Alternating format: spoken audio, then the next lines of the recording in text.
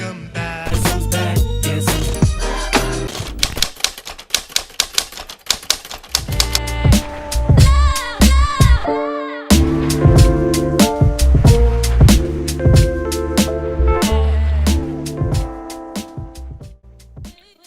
Yo, it's Bronson from Bronson Color Productions and the Art Network. I'm here today with a very special first episode of the second season of Typecasted. Be sure to keep it locked right here, either on my YouTube page, that's Bad News Bronson on YouTube.com, or the Art Network YouTube page, whatever outlets we decide to drop this thing on. But yeah, here is the episode. I hope you enjoy. Today with a very special guest. He is a newfound friend, a newfound creative that has been an inspiration to many, a rival to most, maybe. I think I can say that in the hip-hop game in Richmond, Virginia. Dub. But Dub, I'm going to let you introduce yourself. Give your name to the folks out there in the world. So my name is Doubleyouyou. My government name is Logan Walker. So you can know that I'll tell W, first letter in W. First letter in my last name is W, and that's part of the reason why I took on the name that I created, among other ideas, among other things. Yeah. Among other things. So today is the I don't want to call it like the first ever, but it's the second coming of Typecasted, my 3-part creative series when we interview young African American creatives that I run into all across the United States. And today we have a local rapper, comedian, all around creative. And this is the return of Typecasted. I want to thank everybody who's tuned in. Like to thank everybody who's came from the old show, coming to the new show. We got 3 new creatives, and then we're doing the Where Are They Now for Monte Taylor and Joseph Ty Hicks, very popular episode from last year's series. So yeah, let's get right into it. So Dub, tell me about your what was it like growing up, where you're from? I was born in Lynchburg, Virginia, so it's about 2 hours away from Richmond. In 2008, I moved to Richmond area, Chesterfield County, Midlothian, for anybody who's familiar with that area, South and North. And growing up, my younger years before I moved here right before 6th grade. So I finished out my 5th grade year in Lynchburg, and then we moved during that summer, so I started fresh 6th grade year.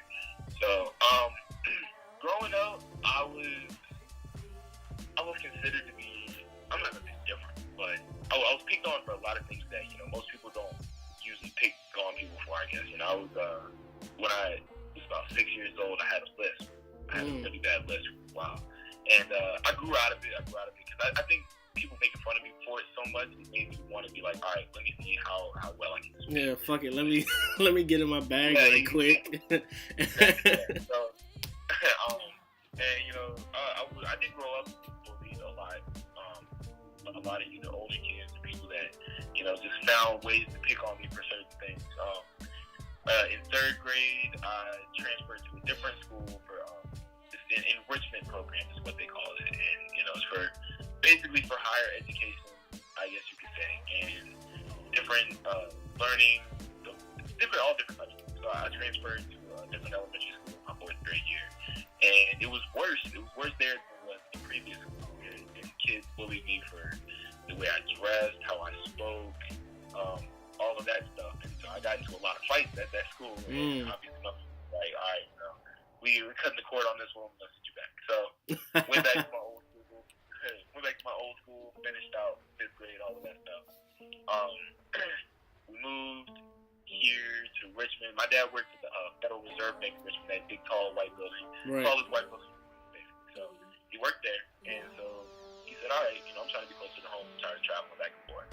So packed up, moved over here to Chesterfield. Things were kind of rough at first because, you know, this was right before the recession and all of that stuff. So things were kind of rocky for the first few years of working there. My mom was in and out of different jobs and everything. She couldn't really find anything permanent. So a lot of things, you know, that were going on at school kind of started to affect my mentality a little bit. And I became a lot more defensive over certain things. And it took me a while to really, you know, understand that it doesn't really matter what these people say. It doesn't matter how, you shouldn't let these people affect who you are. You shouldn't let these people change who you are because you are. And even then, like, I had to learn to grow thick again. And I remember in 8th grade, my English teacher, God bless her soul, I love her to death. She kept seeing, you know, people would joke around, and after a while, you know, I'd laugh at some of their jokes and everything, but then it kind of just kept going and going and going and going.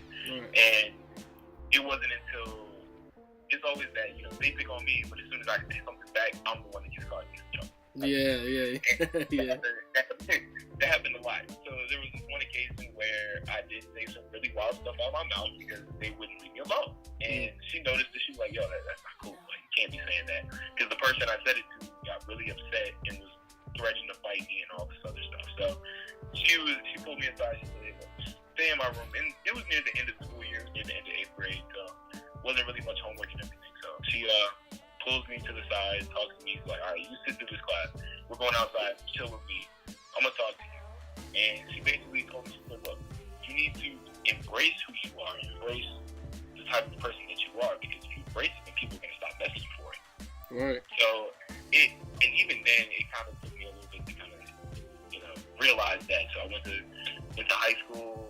I wasn't really, I'm not going to say I was bullied, obviously. But, you know, people kind of crack jokes about, the one thing that people always crack jokes about was my hairline all the time. And playing basketball, they would call me LeBron, but not because of how good I was playing on the court, but because of my hairline and all different types of stuff, you know, clothes, hairline, and all of that stuff. But after a while, I realized, like, if I embrace it, then either people are going to respect me or they're going to clown me more. And if they clown me more, then I'm just going to have to learn to grow thick skin. So that's a major thing that has transcended into my music career.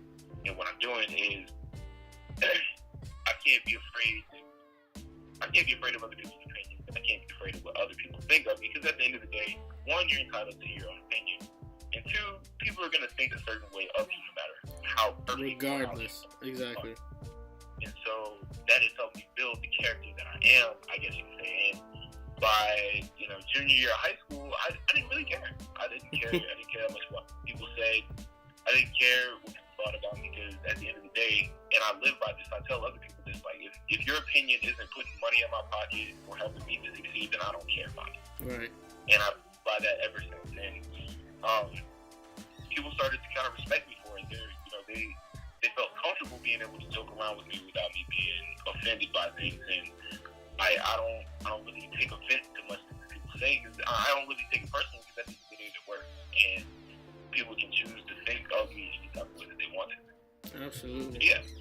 Absolutely. I mean, so your youth predicated to what now is a pretty decent music career. I mean, you've got shows under your belt. You've got an album dropping. We'll get to that later. But I want to ask you how it's an ongoing stereotype in the Black community that one, we don't have dads, which is is untrue most of the time, and then we have no positive upbringing. So my question to you is, what led you, besides that whole conversation with your teacher, what as far as like family-wise, parent-wise, led you on the path that you are now? I will say my father really has been a heavy influence on me as far as my mentality is concerned. Because, I mean, you know, as a father, you witness these things with your child, and you see that, you know, your child is being bullied at school, or your child is being made fun of at school, and he kind of helped me to understand to embrace that. Because, I mean, my father wasn't perfect either. Right. You know what I mean? I'm not going to say descendant, that's not the right word I'm looking for, but basically, I'm just like my father. kind of how my actions are, how my mindset is, and everything. That's just from being around him so much, and him being such a heavy influence on me in my life.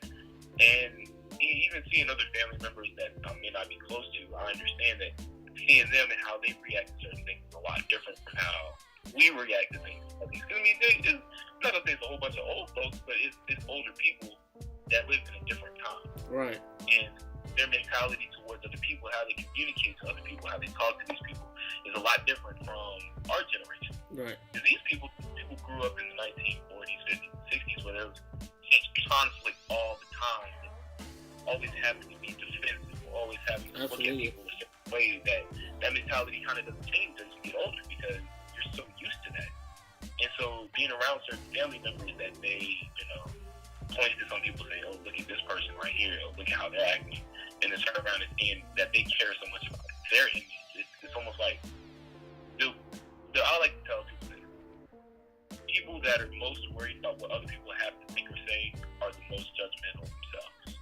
Right. And so being around, certain people that judged a lot of people, and seeing that those same people were really self-conscious about things of their own, and then you realize, like, okay, nobody's perfect. Nobody. If there is such thing as a perfect person, people aren't going to like that perfect person just because they're perfect, And seeing how those people act, and just realizing to myself, like, yo, I'm not going to judge these people because I'm not perfect myself. I've been through my fair share of people making fun of me and bullying me for all this different types of things. I mean, we're born the way we are. We are who we are for a reason.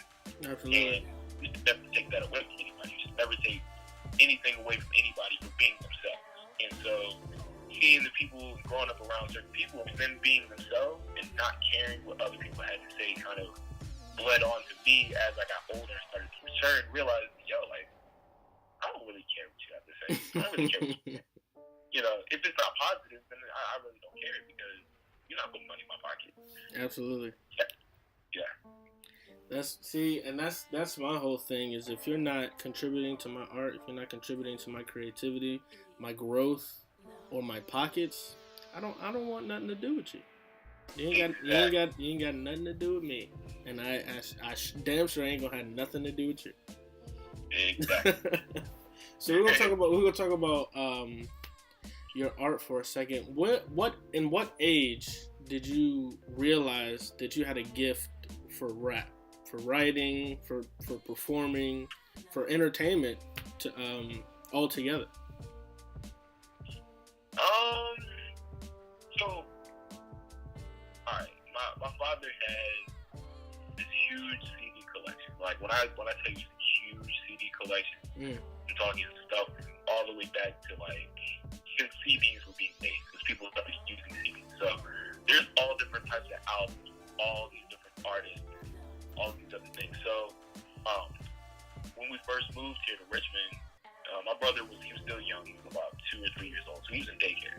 So when I got out of school, I was home alone for, 3, 4, maybe 5 hours, because my mom would get off of work, go pick up my brother. My dad wouldn't be home until like 7. My mom would be home until like 6. Get out of school at like 2.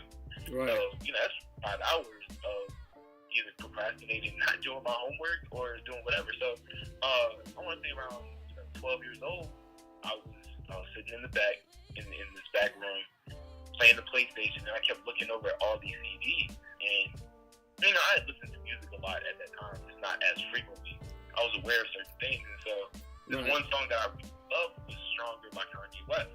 And I kept seeing that music video everywhere. I kept hearing people play it, all this other stuff. And so when I saw Kanye West Graduation CD, I looked at it, I said, man, Stronger's on here. Let me go peep Stronger. Let me listen to that real quick. So I downloaded it onto my PlayStation. I had the PSP and the PlayStation 3, so I would download the music from the PSP and the PSP and stuff. So I downloaded Graduation. I listened to it front to back.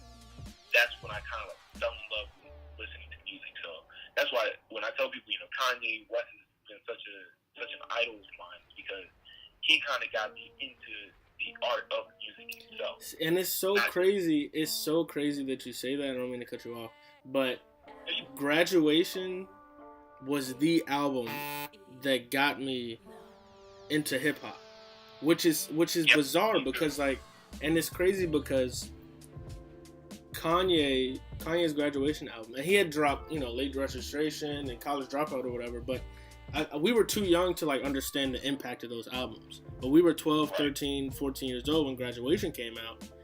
And when I tell you, because of Kanye, I went back and started listening to old like Eminem. I went back to start listening to old like Curtis Blow, like all the influences of Kanye, like Redman, Wu-Tang Clan, Tribe Called Quest, like all of Kanye's influences because of that album made me understand and appreciate the history of hip hop as a culture. So like, I downloaded Graduation. I downloaded it, bumped it. And also, what was hot at the time was Lil Wayne. Right, the Carter 3 drop, yep. 3 came out. Even T-Pain, when he came out with Top to the Screw. And there was another song that came out around that time. It was Kansas, da-da-da-da. Anyway. Oh, yeah. I started slowly discovering these songs. And then, right after I discovered Graduation, 2 months later, 808s and Heartbreak came out. And I started bumping that too. So that kind of paved the way for listening to other artists. And then Eminem's Relapse came out. Blueprint 3 came out. I was bumping all of that stuff. And so that was a phenomenal year for hip hop. Yeah. Like now that I think about it, that was like a great couple of years for hip hop. Late 2008 to about mid 2009. Yeah, T.I.'s Paper Trail came out. Like he was about to go to jail, and everybody was like, "Yo, we gotta get the T.I. out because he may not be out for like 5 years." Right. So I was listening to that. I was listening to some Nelly, like all different types of older artists. And I remember having all of those songs on my PSP and bumping those every day on the bus. And that's what kind of started it. So I went back, listened to a whole bunch of Eminem, listened to a whole bunch of Lil Wayne. So my dad had this collection of CDs, and he was still getting the CDs when they came out, like so when the albums came out. So he was still buying physical records. Like by that time, iTunes was out. People were downloading it, but it wasn't as popular now when you got streaming. So you can still go and buy an album. You know, you can still buy the album from iTunes. My dad still buys the physical copies of CDs. Like I remember a couple months ago, I'm in his car, and I look in the side pocket of the door, and I see Birds in the Trap Sing McKnight on physical CDs, and Awaken My Love, Starboy, like all 3 of those albums. And I'm like, wow, I bought all in a those physical sleeve, like with the paper, yeah. I mean with the plastic wrap around it, everything, the track list in the inside. Some of them got posters in them. Like Awaken My Love had a poster in it that I gotta find. I know it's in my room somewhere, but it's Awaken My Love poster.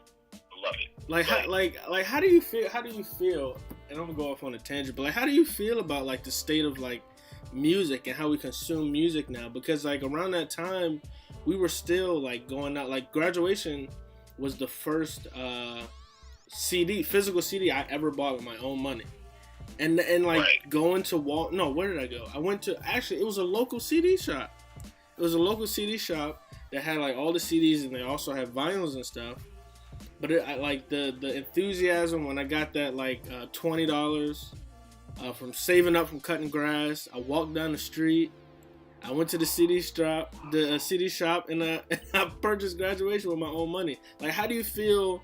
Like, as far as how we consume music now, like, what do you feel about it? Like, it's so different from like not even 3 or 4 years ago. It's a blessing and it's a curse. So it's a good thing now that we have streaming services, because I mean, after a while, you can only hold so many CDs in your car, right? Or hold so many right. get the physical copies. But with these streaming services now, it makes it easier for artists like me to come up through the internet, because there's so many different streaming outlets now that you can post your music. Right. And you sit there and you can put your music. Like back in the day, people like Kanye, they had to sell their mixtapes out the trunk. They had to get the physical copies, burn them to this disc, and hope that people would pop it in their car and listen to it. Right. Nowadays, you can make your music video. You can make all your songs, put it on the streaming services, put your music videos on YouTube, send it out to a whole bunch of people on social media, and it only takes one person. You can be more, you can be more self-made now. You can be more self-made. Yeah. Right. But there's the thing about the CD. It's about having that physical copy. There's sentiment to it. Like, my dad has the original copy of Dr. Dre's The Chronic. The original copy of the story the week it came out. He's got Ready to Die. The Chronic, Doggy Style, all different types of older albums that came out in the 90s. Like, it's vintage, and it has this sentimental value to it where you can go back and look at it and be like, man, I can pop this in a CD player, I can pop this in the car. And even now, like, what I'm learning to do now is make music and sample from that stuff. So now that I have the software, I have the computer and everything, I can go in the back room, take those CDs, listen to about 20 minutes of the album, and then extract audio from it, sample whatever you want. So that's the beauty and the curse of, streaming services now, where the CDs, you had the physical copy for the symphony, but the streaming makes it so much easier to access. Like, Huncho Jack with Quavo and Travis Scott came out yesterday. As soon as you see it on Twitter, boom, you can go to Apple Music and get it. You don't have to wait. You don't gotta wait, because it dropped. Yeah, you can drop music at midnight now, and people will still listen to it. They don't gotta wake up at 8 a.m. to go to the Best Buy, go to the Walmart to go cop the CD.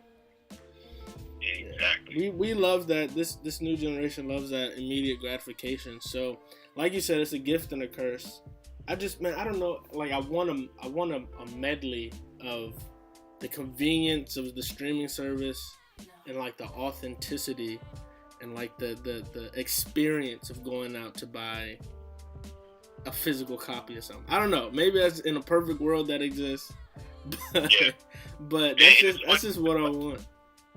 People back in the day talk about CDs and vinyls. Yeah. Now we talk about CDs and streaming, because back in like the 90s, all them old folks were like, "Yo, man, I remember having this on vinyl, playing vinyl 8-track." You know what I mean? Yeah. Talk about, oh yeah, y'all kids nowadays, y'all have the CDs and the Walkmans. We couldn't walk around with our music. We had to sit in the car and listen to it. We had to sit at home. Right. We couldn't take it with us.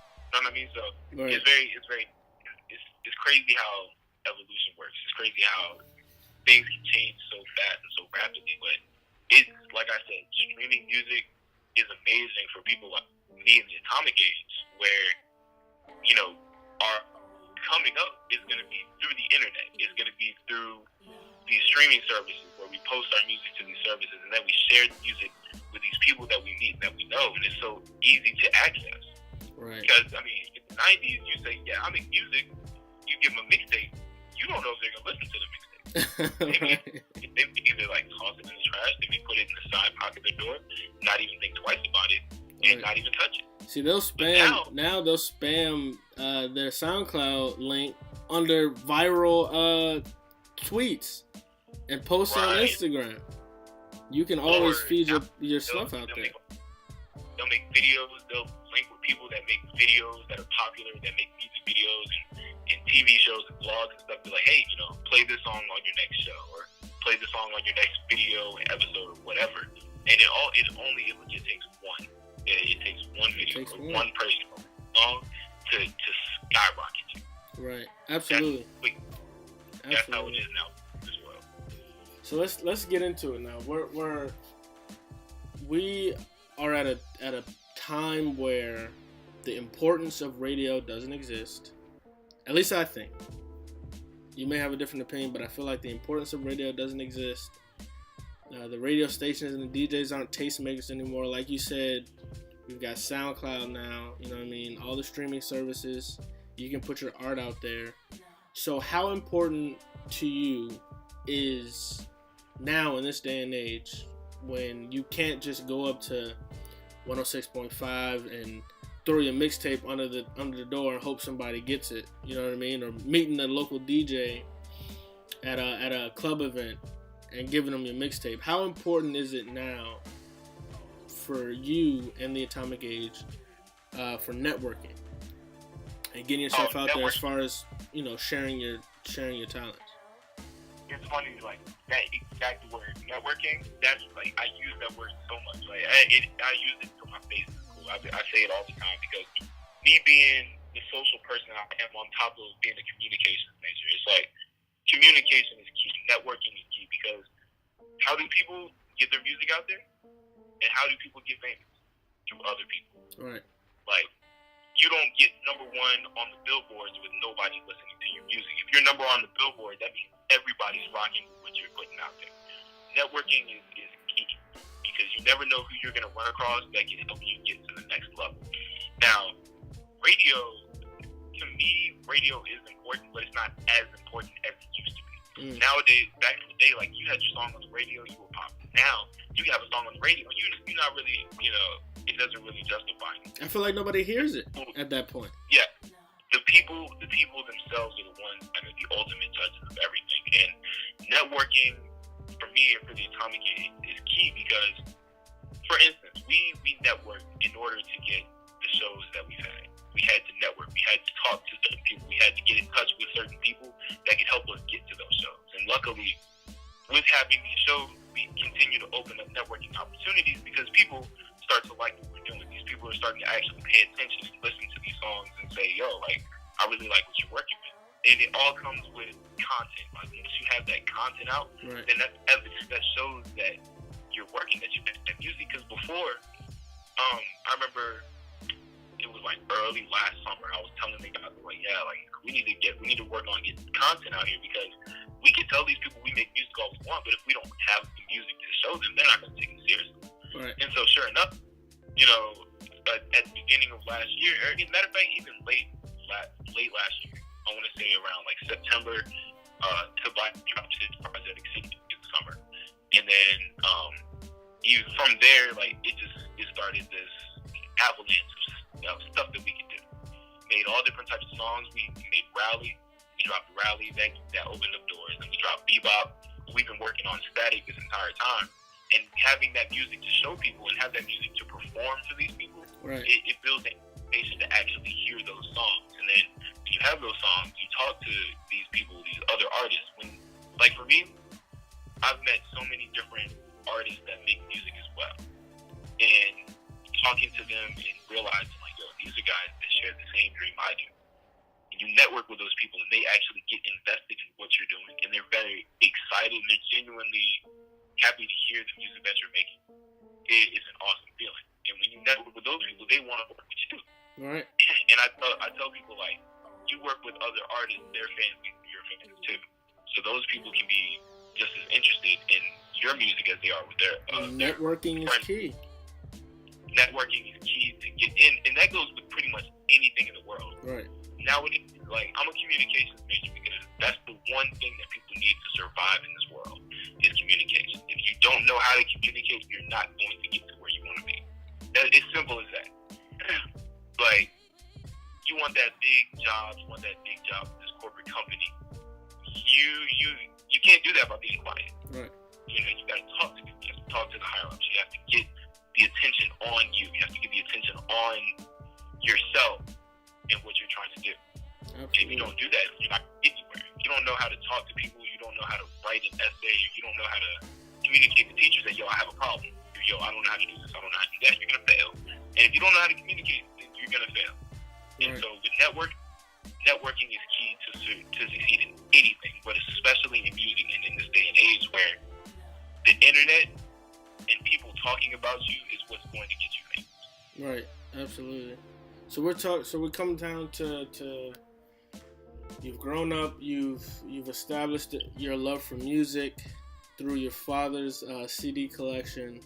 Now we're at a point where we get into how did your group Atomic Age come together? How did the creatives in that group come together and say, we're gonna create a rap conglomerate and we're gonna take over this shit? Because I'm gonna tell you, I've been to a lot of local rap shows, and I've been to a lot of concerts, people opening type acts, and I went to y'all's show, man, and I want to say you guys had a lot of support from, I would only assume is friends and fans, but when you get people who have no idea who you are jumping up and down like to your music, it's incredible. And I feel like, and I told you guys when I met you, I said, man, y'all have it. And it's crazy. And I'm gonna tell this story. When we were there, this is for the people who are listening, we were there, and it was a technical difficulty, for lack of a better word. Something happened, the music wasn't playing, and I was thinking, damn, they're gonna have to cut their set short. But for some reason, the fans were like, fuck that, no, we want to hear Atomic Age. So you spit a bar, got the crowd hyped up again, the music came back on, and it was like I was in a fucking like a Grammy Award show or something. Like the people were going bananas. Like you had the people who didn't even know who the hell you were up on the seat. I saw the bartenders paying attention, nodding their head and shit, missing out on people who wanted beer. Like it was incredible. And I told you guys, like I think y'all have it, and I am highly anticipating this album. So I said all that to say, how did y'all come together and form this incredible rap group? So, alright, so for people that are listening, so I'm W. The other guys in the group is Raw, Icarus, Tobias, and Div, okay? Me, Raw, Icarus, and Div, we grew up together. So, Raw and Icarus have known each other the longest. They grew up in elementary school and everything. So when I moved to Richmond, those two guys were kind of one of the first friends that I frequently hung out with and talked to. So this is about 7th grade. And ever since then, like, that was our clique. Like, Div, me, Raw, Icarus, like, that was the clique. And so it transitioned to high school. Div ended up moving up to Maryland near Baltimore. And we still kept in touch with him. We still talk to him. We still do all different types of stuff with him. And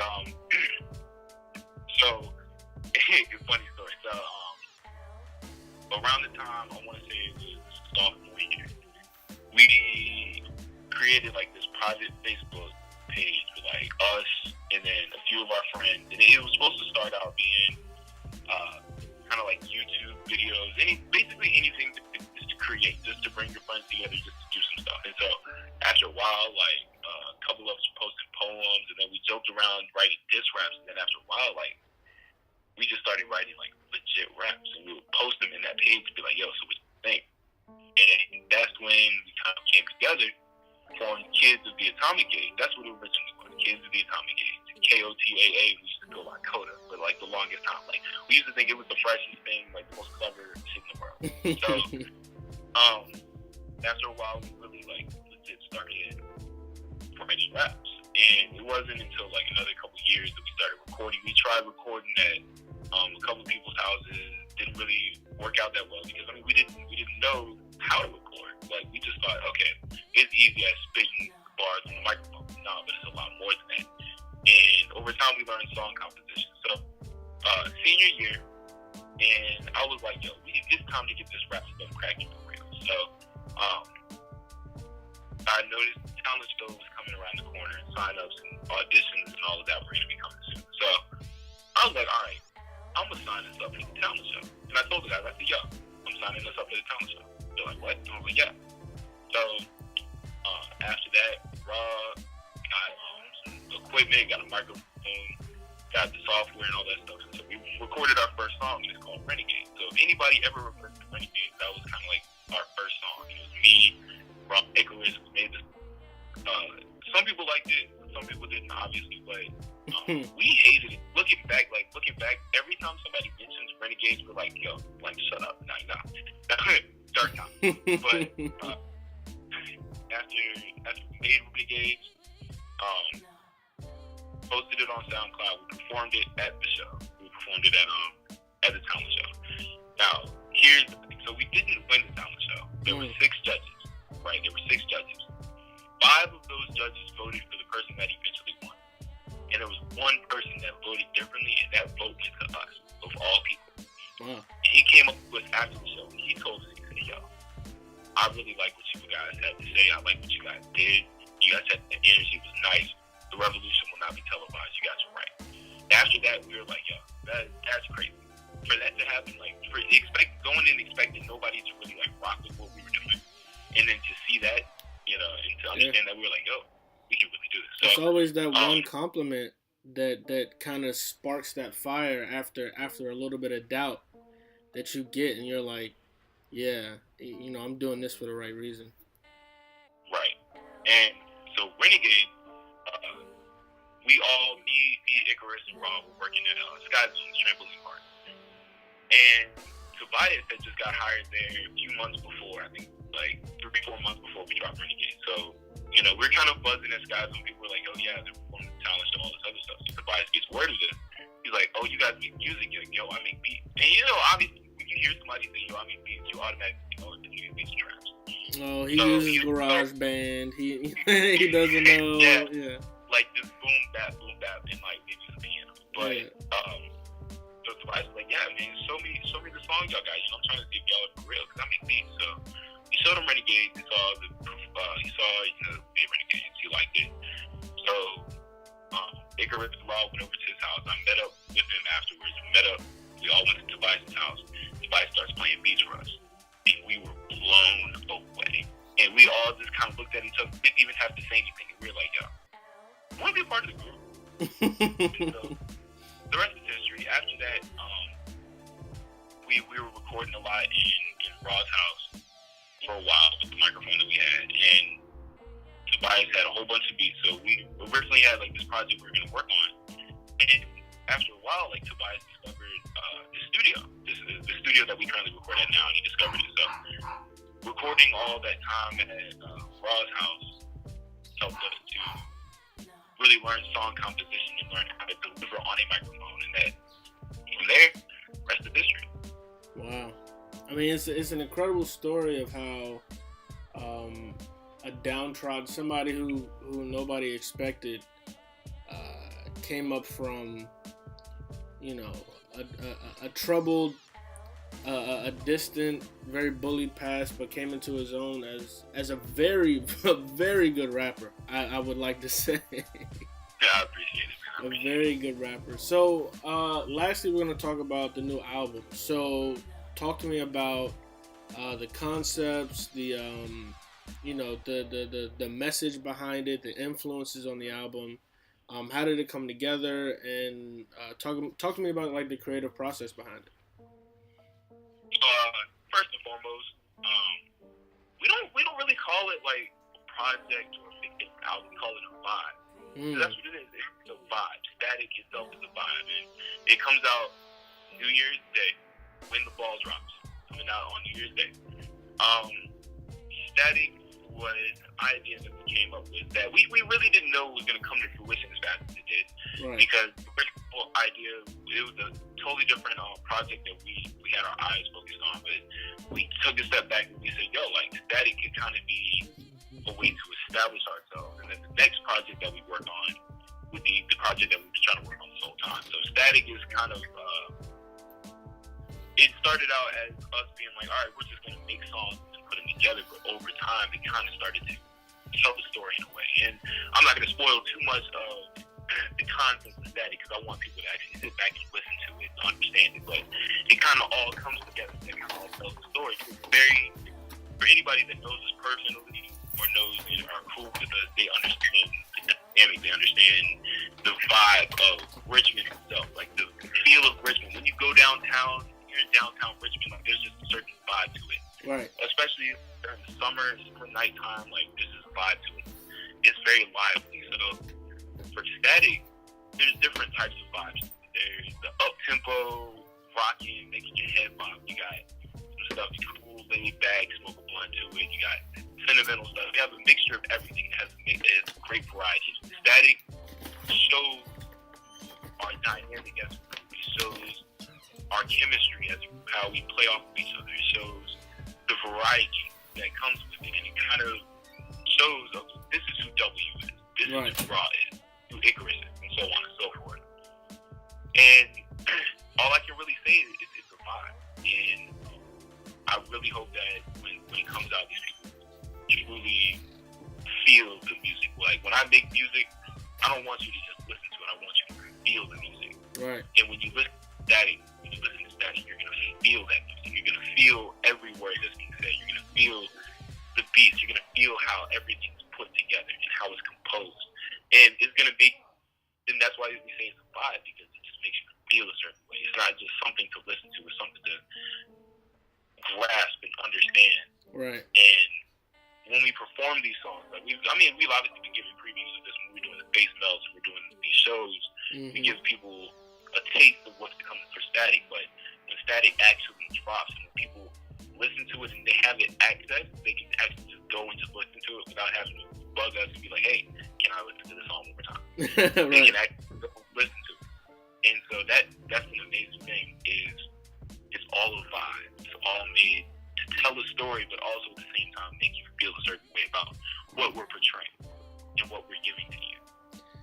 And that's the amazing part of Static. That sounds like something that I'm gonna be looking forward to. So Static drops 1/1/18. Are we gonna expect any solo albums from W? So I got some stuff. I got some plans. As far as the Atomic Age goes, we're a collective, of solo artists, and we're all best friends. So that's what makes it even better. Right. We're all best friends. We're solo artists, but we're still like we're kind of like, and I hate using this comparison sometimes, but like we're kind of like Odd Future or Pro Era, where it's like there's a whole bunch of individual artists that are a group and do group things as well. So for me in particular, I do have plans of a solo project. I do want to experiment. That's what I want to do. I want to experiment and kind of find the stuff that I like working with most and see what works and what doesn't work. And I have a couple of different ideas of things that I want to do. So, and that goes for everything. Whenever the Atomic Age, everybody in the Atomic Age has ideas. They have things that they want to experiment with and put songs together and see what the people feel. So all of us as individuals are going to also work on some individual stuff, but we will all come back together very soon for the next big Atomic Age project. And we'll still have Atomic Age songs, like I may have a song with like Tobias and Raw or so on and so forth, the different combinations. We drop solo songs and all these other things, but we will always steadily be working together and doing something at some point. And it's a lot to come. Like 2017 was kind of the seed being Clarity 1. And on Snapchat, _Walker22. And what you can expect from us in 2018 is even more music, more vibes, more fun. Everything that you're expecting, everything that you're looking for, you can find. Great. Well, that has been the return episode, the very first return episode of Typecasted. If you're listening, this has dropped on December 30th. Be on the lookout for future episodes later in the upcoming days. We have Tyler Hicks, we have Monte Taylor, we have Gatsu, an upcoming producer in the Richmond area. We also have Sane, a phenomenal photographer from the New York area, who's actually on tour right now with an artist. He's a mutual friend of me and Dub, so I'm excited for that interview. So yeah, I have been Bronson. This has been Typecasted. We aren't what they say we are. I will see you soon.